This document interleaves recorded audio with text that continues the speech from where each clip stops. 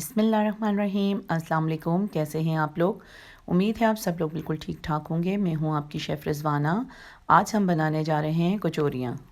2 cup मैदा, नमक और काली मिर्च का आधा चम्मच, लहसुन 1 अदद चॉप किया हुआ, लहसुन अदरक का पेस्ट 1 चम्मच, चिकन बोनलेस 1 कप, धड़ा मिर्च और सुरख मिर्च का 1 चम्मच, नमक और चाट मसाले का 1 छोटा चम्मच और अजवाइन 1 चुटकी, सोडा 1 छोटा चम्मच। मैदे में सोडा, काली मिर्च और नमक डाल के मिक्स कर लें। ऑयल में लहसुन भी डाल दें और साथ ही लहसुन अदरक का पेस्ट भी डाल दें।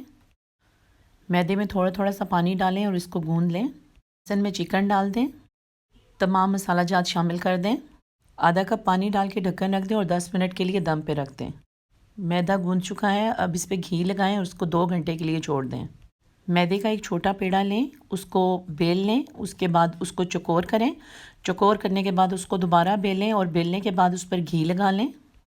अब इसके अंदर मसाला भरें। इसके एक एक कॉर्नर को उठा के इसकी पोटली बना लें। तमाम कचौरियाँ इसी तरह बना लें और इसको डीप फ्राई कर लें। फ्राई करते हुए मीडियम फ्लेम पर रखें ताकि अंदर से अच्छे से कुक हो जाएं।